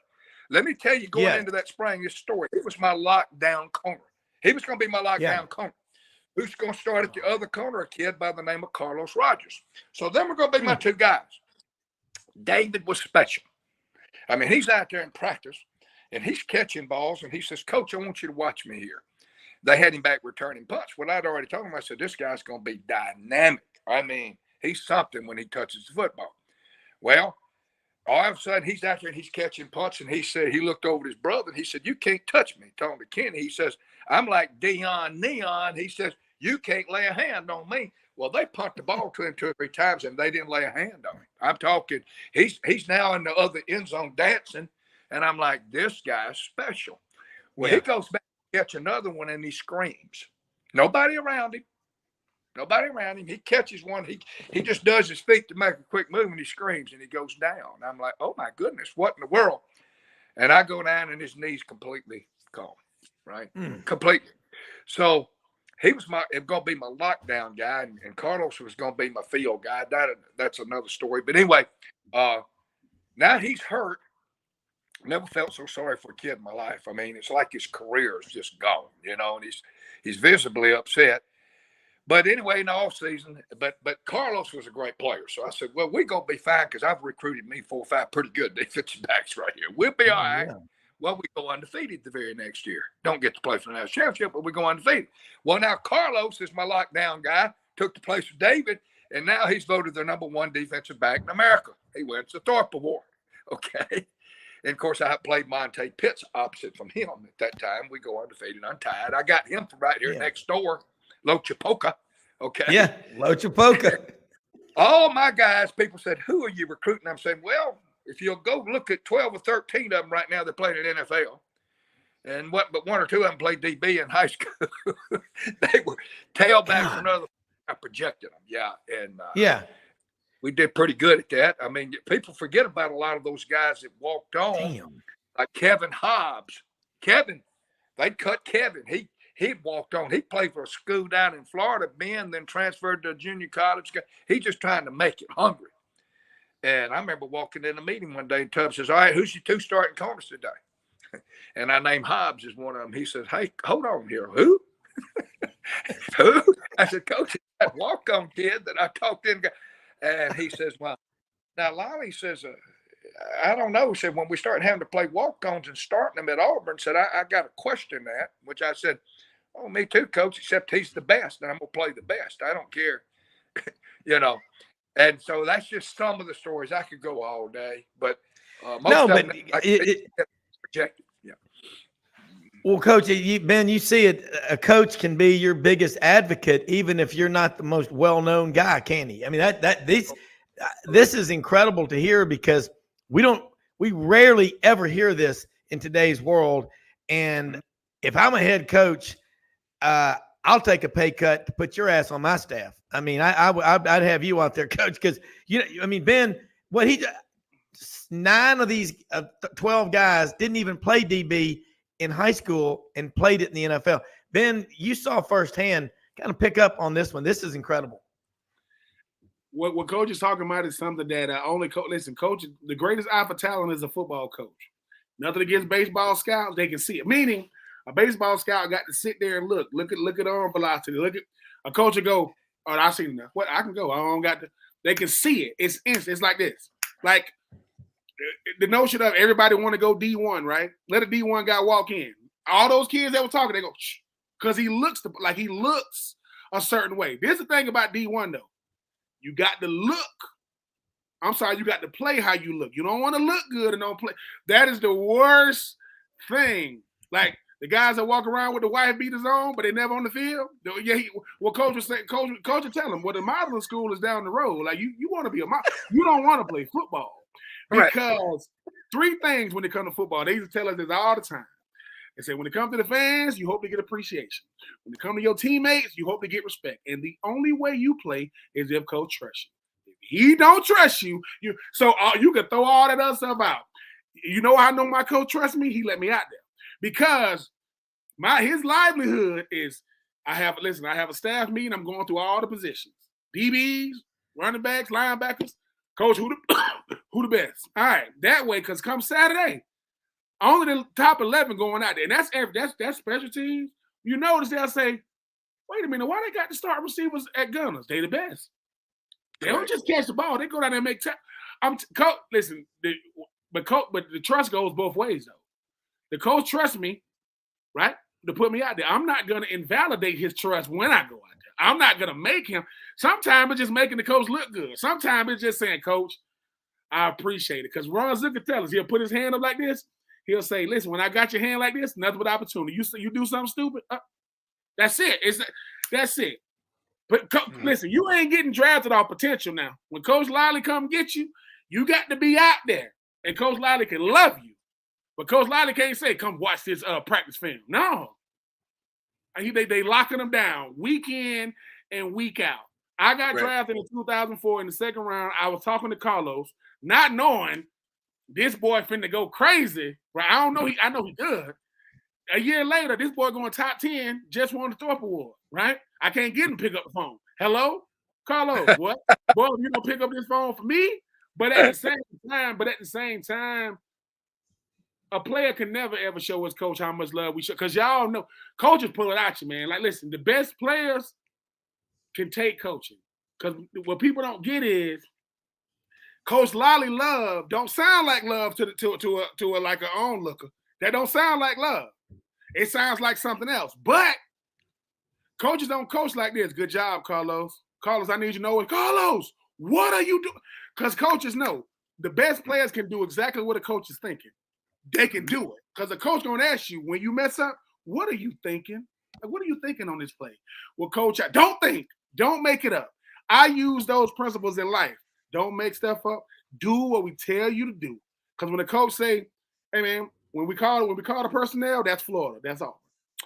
When we call the play, that's Florida, that's Auburn. When you run the play, that's Florida, that's Auburn. You get the ball in your hands, that's you. You get the ball in your hand, now you get to be you. But until then, you better do it our way." Most players can't. Most players do it the other way. I'm going to do it my way till I get the ball in my hand. You'll never get. I'm telling you, 85 scholarship guys, most guys going to go 4 years of college, never get out there. Not because they weren't good enough, because that guy in front of them was the truth. Because the best players will say what coach say. Because we the actors, we the actors in the movie, they the directors. Only line I got is coach me, coach me. That's it. I can't. This is the kind of stuff they used to tell us. If I say, coach you, Ron Zook Man, I could write a book on this man because he was. Ron Zook said, "My dream is to be the head coach of Florida, and I don't know how long I'm gonna have this dream, but you will not be the nightmare. You will not be the nightmare in this dream. I will." No, and he helped us understand that it is his job to put the best 11 out there every time. Meaning, if somebody turns on TV, they don't see it, but for 2 plays, they better see the best. Not, he said, if I had a son named Ron Zook Jr., if he stinks, he ain't going out there. I'll let him come to the game because I'm his daddy. He ain't going out there. And that's the hard thing, I think, when it comes to players is they think coach being mean to them. Man, you know how hard it is to get out there on Saturday? Saturday in college is the hardest place to go. Yeah. And you some of the ego. Ronnie Browne played because Cadillac got hurt. Ronnie Browne played because Cadillac got hurt. That's kind of, and listen, and guess what? If not saying Ronnie wouldn't have played, but the starter was Cadillac. Yeah. That's college football to where, Willis McGahee only got to play, because another running back got hurt. That's how Willis McGahee played. He wasn't the backup. He was number 3. And behind him was Jared Payton. Then you had Jeremy Shockey, Kellen Winslow, Jimmy Graham, Greg Olsen, David and Joe. These are the tight ends, back to back. How you gonna win? Jarvis Johnson, Randy McMichael, Ben Watson. People go, Ben, why the hell you go to Florida, not Georgia? Because I wanted to play. Jarvis Johnson, Randy McMichael, Ben Watson. That's your 3 tight ends. And me and Ben Watson the same age. I could have. So if I go to Georgia, I'm a cheer. I'm gonna say it was some great games. Never got out there. I'm just, man, Georgia is balling. Listen, I ain't want to deal with Jarvis and Randy and Ben. I wanted to deal with Aaron and Kirk down there in Florida. I want to deal with them. I saw them. I said, that's y'all starters? Okay, I can play. I can deal with them. I saw Ben Watson do 35 reps at the combine and rack it. He went 34, 35, boom, and nobody touched it. He did 49 on the Wonderlic because he didn't have time to do the 50th question. I'm not dealing with that. I'm going to Florida. I'm dealing with those guys. Coach, I'm going to tell you what, 2 kinds of people in life, people that sign off on every bad idea you come up with, and there's truth brokers. Getting a lot of truth here. Come back on that. And by the way, you talk about, Coach, the old school, it's the right school. Don't ever apologize. You're shrinking to make other people around you feel less insecure and less uncomfortable is a disservice to all of them. I've been told that all my life, by people. But what I mean is keep being who you are. And Ben, just like Ben is, we need more of Coach Phillip Lolley. Put a boot in your ass and push you, because the only people that I've ever have any respect for in my life are people like y'all. Just the way it is. And Ben hit on some really good points a while ago. And, just going back to just me coaching the defensive backs, people forget about the Jonathan Wilheights that played with the New England Patriots. He was also a tailback in Monroe, Louisiana. I can go on and on and on, but when I used to watch tape, I just look for certain things. I look for effort is the number one, period. I'm not going to accept anything than your best. And, I want 11 people with the same heartbeat. I want 11 people running to the football. I don't want one guy loafing in 10 playing hard. That's not going to get it with me. And if you go back to the national champions when we beat Oregon that year and everything, and you'll look at the 2 top tacklers in total tackles now. I call them jump on pile guys, not the assistant guys jumping on the pile when the tackle's made, but if you'll check the tackles on that team, and I bet this will never be done again, my 2 corners led the team in tackles. The number 1 guy was DeMond Washington, the smallest guy on the field. Tallahassee, Alabama. Correct. The next one was Nico Thorpe, the opposite corner. Right? They were the 2 Tucker, top Georgia. Right? Because I used to tell my corners, and this is what I loved about Carlos, Ben, when he went to get the award there and everything, they said something that I'm totally against in my coaching in my defensive back room I wouldn't allow, is we'd sit in there and they'd say, I'm a cover corner, I'd say what? Say what? They run the football in this conference. So you are cover guy. We don't win it like that. Hey, we got to have football players. You're a football player. Your job is to do your job. You're to tackle people. You're to hit them as hard as you can. Okay. We hit people out here at Auburn in the secondary. Okay. You'll cover a guy when it's time to cover. When it's time to cover, you'll cover. But when it's time to play football, you play football. So I was real big on that. So when Carlos gets his award, I think somebody up there said something like, well, we've watched this guy all year, and he's the best cover guy in college football. And I'm sitting out there. I go with Carlos, and I'm sitting there, and I'm like, wow, okay, hold on, Phillip. Just hold your temper here and just sit back. But Carlos goes up there, and to get the award, Ben, it was something like, he says, well, he said, I appreciate this award, whatever he goes. But at Auburn, said, we cover when it's time to cover. He said, I want to consider myself a football player, something like that. Or something. And I'm more proud of my guy in my room because I locked the door in there. Now, you talking about egos, us defensive backs got egos. And you'll hear y'all better have them. Y'all better have them. And so I'm the one guy in the room. I walk up, I lock the door, and I said, here's the keys. Anybody big enough to take the keys, you can control the road. Yeah. Sit down. All right. So sit down. So we finna play football here, guys. We finna play football. And in here, you better have thick skin. Now, it's not going outside that door, me and you, but if we're gonna get into it, let's bring it. Let's go. I like competitive. Yeah. Let's go. Yeah. But when we leave here, you better know what we mean. You better know. Now, yes, sir. Yes, sir. Why? Why did you do that? Why? And if a guy says, well, Coach, I like this better, he knows I'm coming at him. Why? I can tell you why I don't do it. Now you tell me why we should. Yeah. Sure. I just got to say real quick. My coach, you say, you know the difference between a drill sergeant and a coach?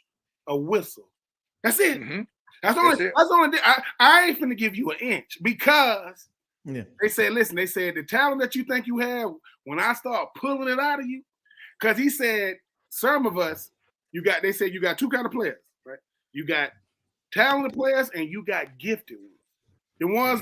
The ones with the gift, you got to pull it. Listen, you got to keep pulling it. But and sometimes, man, he said you get to show that gift on Saturdays. I mean, like I said, every time I hear the Troupe Award and I think of Carlos, man, it makes me smile, man, because I just have who the hell is this? Like where did this come from? But DB coaches, DB coaches, the all coaches got to have something a little different about them to coach.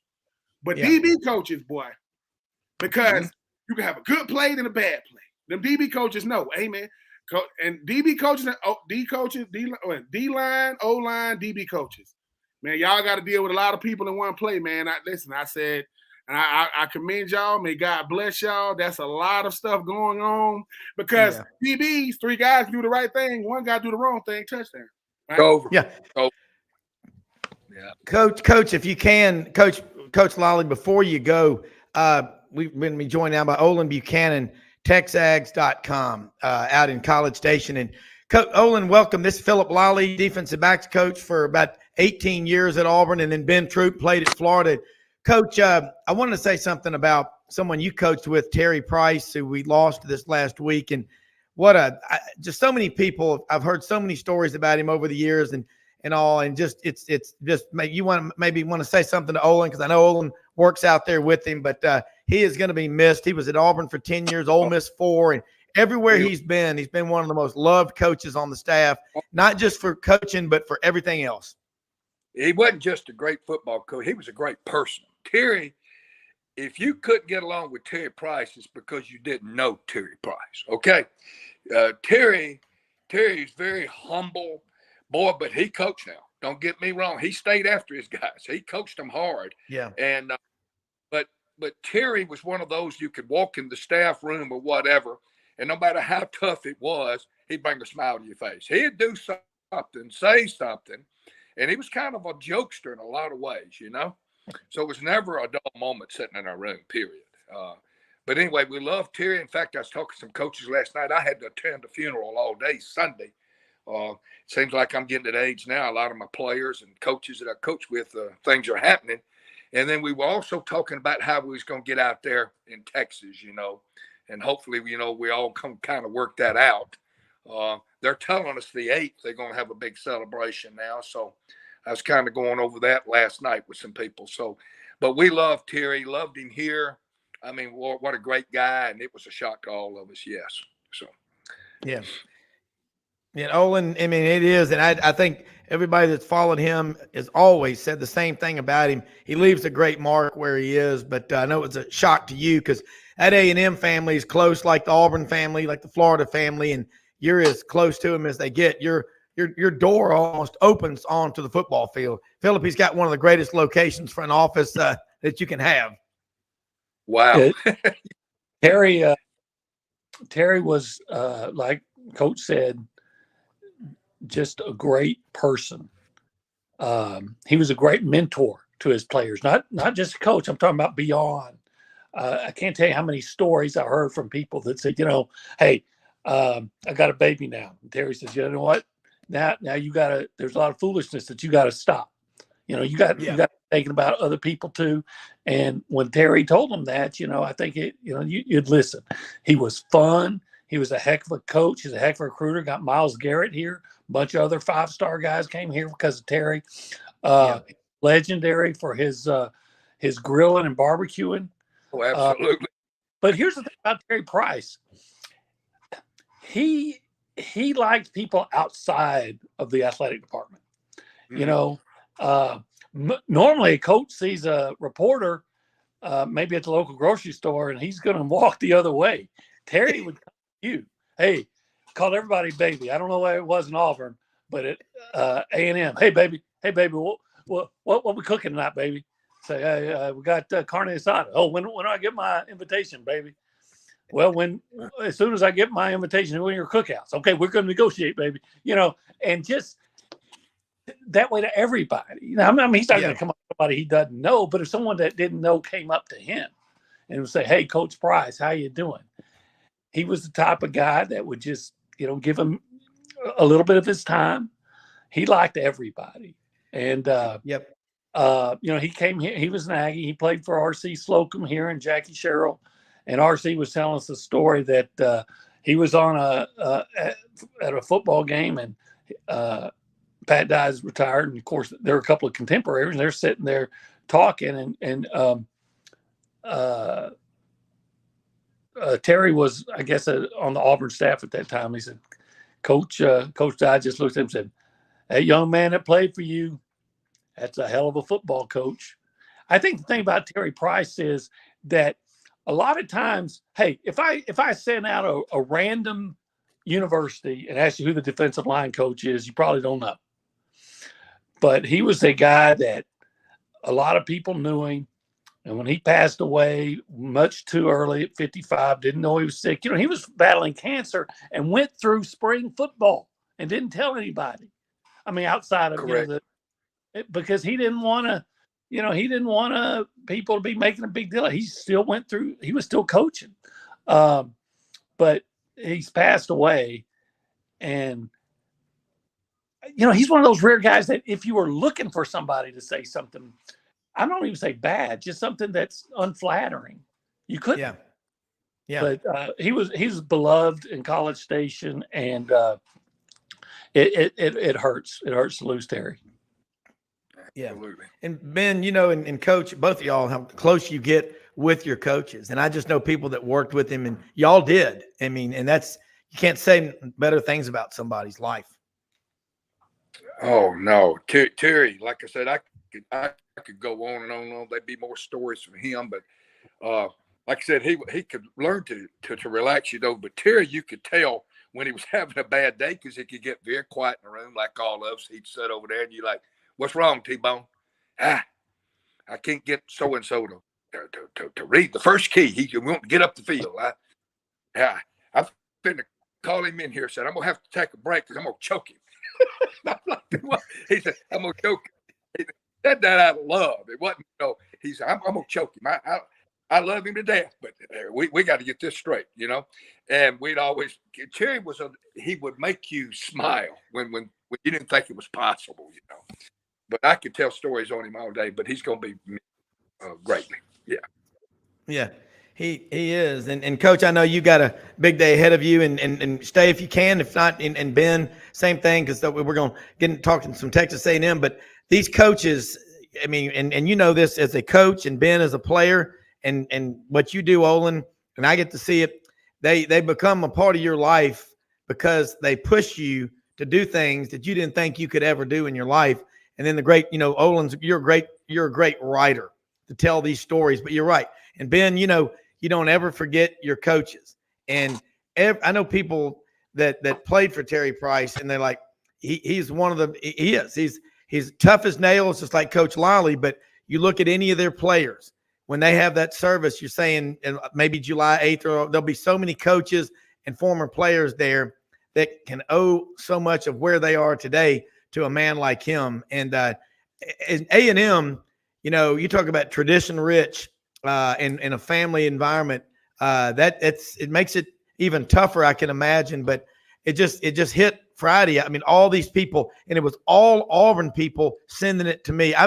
I haven't received so many texts from so many people about someone than I did about Terry Price. I mean, and he's been gone from Auburn 15 years. And everybody, Jason Caldwell inside the Auburn Tigers said, I'm going to miss going over there and talking to Terry Price on the field, you know, before the game. And you know, Terry Price, he never forgot where he'd been along the way. And he left a mark everywhere he'd been. I mean, if you can live your life like that, you're doing it right. Absolutely. Tigerettes here. That's a big recruiting tool at Auburn. We always have the Tigerettes. It's been a tradition here since Pat died. I guarantee you that 25 or 30 of those girls have contacted me either by Facebook, text, or calling, and they're just all upset because they just loved him, right? And the players call me. Yeah. Oh, what are they going to do about if you heard anything? And these players are like, he made me. He made a man out of me. You know, I mean, it's been overwhelming here at Auburn the last 2 or 3 days, the love that's poured out to him. Yeah.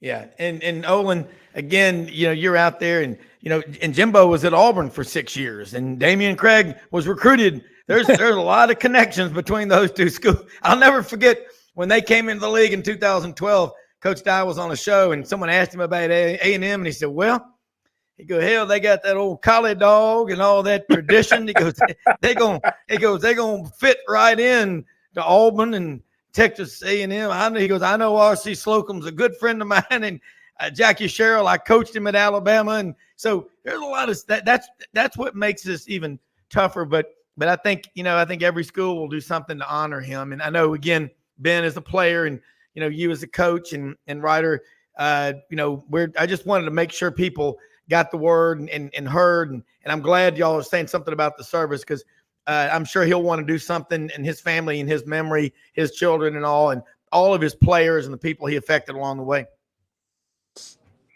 Absolutely. Yeah. Well, you know, one more quick story about the kind of guy Terry was. One of our recruiting guys, you know, he'd call Terry and ask for updates and things like that. And Terry, you know, if he had some information for him, he might direct him, you know, here's where you might want to call this fella, you know, that kind of thing. But during COVID, you know, this guy's a bachelor, and during COVID, Terry called him up because he knew this guy's name's Ryan Bronner. He said, hey, Ryan, baby. He always calls everybody baby. And he said, if you don't have anywhere to go on Thanksgiving, you come to my house. And I mean, I'm not saying that they were best friends or anything. He just knew him through the job he did, and he knew he was single, and with everything that was going on, you know, Terry always think about other people. He was always thinking about other people. He was a heck of a football coach. He was a really good player here. In fact, I think he was you're talking about A&M and Auburn. I think he was part of that A&M defense that stopped Bo Jackson on 4th down, you know, in the Cotton Bowl. Yeah. Oh, yeah. He was a heck of a football player, a heck of a coach. Just man, it was such a good person that loved everybody. I don't care if you're black, white, Asian, male, female. He loved everybody. And, you know, in the world the way it is today, man, we need more people like Terry Price. So losing him, a guy like that's just that much harder to take. Yeah, absolutely. It really is. I mean, and Coach, listen, all of y'all, you know how tight a fraternity it is, and the coaches and the players and everything like that. And I think we get all caught up in records and everything like that. But it's the relationships. And I mean, the stories that you've been telling today, and Ben, you know this, having been in as a player, I learned some stuff today, Olin, from Coach and Ben. Played with Carlos Rogers, who played at Auburn. He was an all-pro cornerback, won the Thorpe Award, and they just both told me, I never knew this. I thought I knew a little about Auburn. They said he never played defensive back in high school. He was a tailback. I'm going, holy cow. But coaches can get that out of you. And the special ones, you know, that's why people love them and care about them like they do.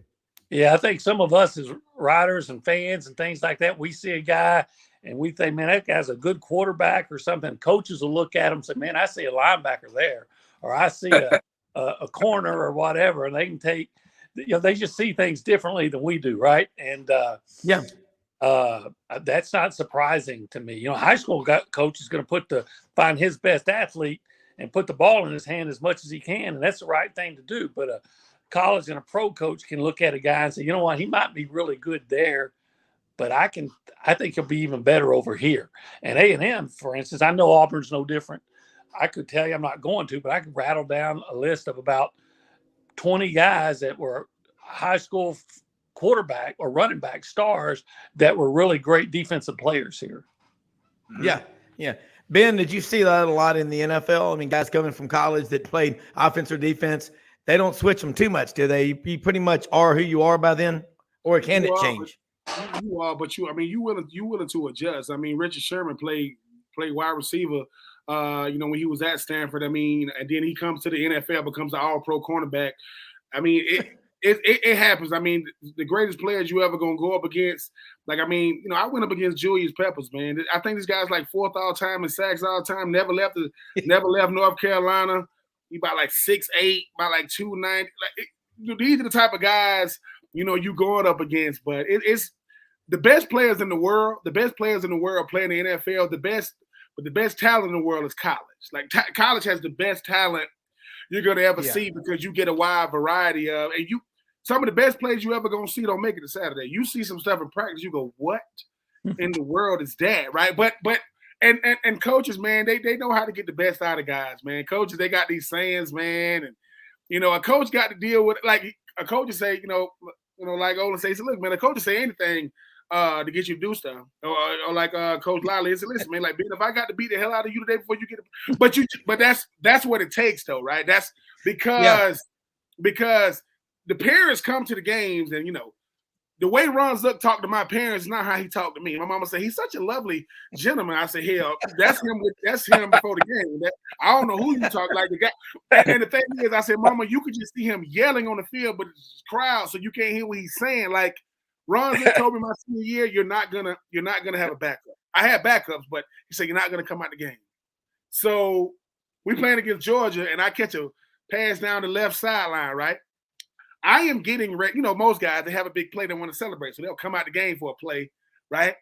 I get off the field, try to come off the field. Ron Zook is sprinting down the side, and he pushed me back on the field. That's him. Be like, nope, I don't care, but you start realizing that even like coaches like Coach Price, man, there are certain coaches, man, you wish you got to play for, because you hear about what they do for you, man. Like I said, man, you love these dudes. I hated Ron Zook when he was my coach, because that's how good of a coach he was. Now, man, I'll do anything for him, man, because he'll say, Ben, Troupe, if I don't give you, I'm not giving you the rest of your life. Like, this is only a small amount of time I got with you, right?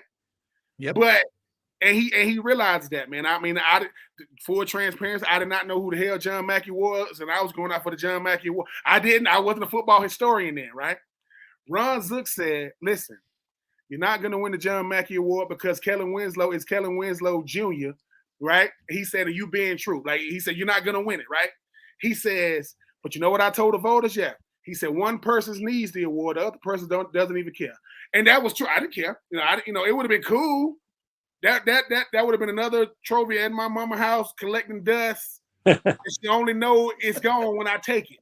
I'm the only person that if I take my stuff from my mama's house, she'll tell me to get out. That is my stuff. Not if it's in her house. So I just think that when it comes to coaches, man, coaches are the best, man. They know they are, man, because they doing for you what nobody can do for you, man. Some of us, the only male figure we ever seen was a coach.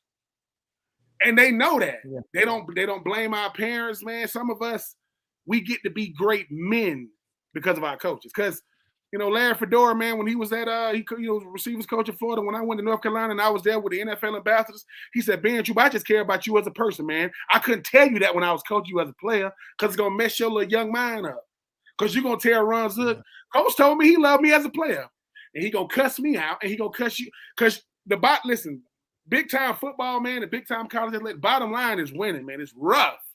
So, but sometimes, coaches that show you, man, they're real cool people, man. The coach, the coach Lolley's of the way. If I do get to talk to Coach Carlos Rogers, I'm gonna tell him, I'm gonna say, listen, I'm gonna say, Coach Lolley say, boy, you better get it together. Talking about you a cover corner. No, you ain't no cover, but it's stuff like that because Coach Lolley told the cornerbacks we play football. He wanted to throw it because if you a cover corner, that means I don't want to tackle nobody. I hope they don't run to my side. Or I'm gonna get that little make a business decision shoulder, right? Yeah. But with Carlos, man, when he wanted, man, I was happy for him, his family, because like I said, man, at the end of the day, if somebody would have told me, hey, that kid right there running the ball, I love Carlos when he used to run the ball because I used to get all them crack blacks. You can't do crack back blocks now. If Carlos starts to the left, the ball gonna end up to the right because we didn't have the best. I'm blocking for him at tight end, so you better run to the left. You ain't gonna get nothing on this side. But no, man, it's like these coaches and even Olin, man. I mean, even like with the media, everybody. I just enjoyed my time when I was in Florida, man. You talking about because I didn't play till I was a senior, so I used to brown nose with the people upstairs that make all the decisions. I used to brown nose. I'm not trying to be no teacher's pet, but it's like when I wrote my book and they bought it. Like when they bought the book and I autographed the form, they were just telling me the type of young man I was. Like, because they don't get a chance to really know us for real. So like I said, man, if players really told the truth, which we don't enough, it's never the head coach, man. We love the head coach. It's them position coach, strength coach. Their position coaches know us, man. They know us and you want to fight them. The position coach will try to fight you. Now, they hope you don't fight them, but they will fight. Let's do it. Yeah. And then if you try to fight them, they're going to say, so you feel good now because you gave me a black eye? You feel, which, Ron Zook wouldn't have gave me that proposition because I would have beat the hell out of him. Not just for me, for the whole team. I would have got kicked out the team, but I would have beat the hell out of him in love. I said, I love you, right? Just like that. but because of Ron's, listen, Steve Spurrier was the coach I chose. Ron Zook was the coach I needed. I needed that dude. I didn't know I needed him. But looking back on it, man, I appreciate him because that word excuses went out the window, but he would not let you do it. So I just, just listen, y'all talk about Coach Price, man. That's what it sounds like, man. The guy that gave you life by how he lived his, and he was a hell of a person, just happened to coach football. So, I never knew him, man, but I send my condolences to him. Y'all coaches, man. I'm going to get to heaven one day. I'm going to see all y'all with the Auburn shirts on. Y'all going to be the only angels wearing the Auburn shirt. Like, take that off, Coach Lolley. Nope. Because it's an Alabama dude. Tell the Alabama dude to take his off. And I'll take mine off. But no, man, y'all keep being y'all, man. Because like I said, one day we're going to get this thing right to have players come back and just, y'all coaches sit down, even the media, and y'all can't say nothing. And we just going to love up on y'all because we are who we are as men because of y'all. Because y'all help us have an identity outside of the sport. Until y'all, we just football players anyway. We don't know what the hell we is. And Ron told me that. He said, Ben Troupe, when you get done playing football, if all they ever know you for as a football player, he said, you have wasted your time. You have wasted, right, your ability. But he said, you have wasted your purpose. And I'm like, I'm trying to get ready for Tennessee, man. I don't want to hear this nonsense from you, man. But that was him, man. That was him. Yeah. Well, Olin and Coach, I mean, we about run out of time, but this is when you find out. I mean, all the stuff behind the scenes. You say there's so many people behind the scenes, and Olin, you're a great writer. You cover it. TexAgs.com. Coach Lolley needs you back in coaching. Ben, my God, what stories! But Olin, you just heard, and I hope the people at A&M are hearing from people from all over how much Terry Price is loved and respected, because we're all rivals and all, but you can throw all that crap out the window about when it's about real people. And I hope A&M knows that and they're hearing it. The first I would say 10 seconds after I found out, I got a text message from Tim Brewster, who's now a coach at Colorado, and he coached here 1 year with Terry Price, and he said in one season, I built a relationship with Terry that would never end, and heartbroken. I got messages from Auburn reporters, from Ole Miss, apparently anybody that's ever met him, right? I think you're right. Hey, there's I don't want to overstate it, but kind of a connection between Auburn and A&M, where both got that other university that you don't like to cross state and all those things. And don't think there's ever been big issues between A&M and Auburn except on game day, right? I think when I heard Ben say, when we're all in heaven, and he's going to talk to Alabama folks. I didn't know any of them were going to be there, but I think it meant a lot to A&M and to those that follow A&M, and I'm sure to Terry's family, that so many people reached out from so many places, especially places where he had been, and they remembered him. Yeah. Well, it's everything. And look, we run out of time, and I always like to close the show by saying most often we see the face of Christ in the least among us, and we're the most blessed people in the world. We live in the greatest country in the world because we got the best people in the world. And thank all of y'all for being on here with us today. It's been unbelievable show, and the opportunity to have y'all and Coach and Ben and Olin, make sure you let people know. I know Ben's on ESPN Coastal every day over in Savannah.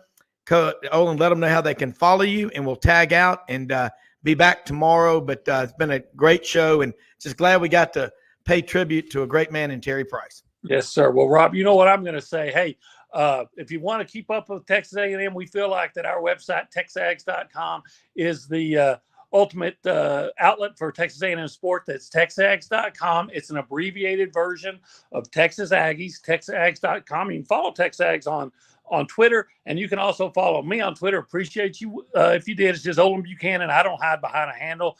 I'm not trying to be anonymous. Olin Buchanan. If you can figure out how to spell my name, it's right down there, then you can figure out how to follow me. Hey, man, great stuff again, as always. If you missed the show live, it's always sidelines.live. Check us out on YouTube and everything. To all of our sponsors and listeners, thank you. We'll see.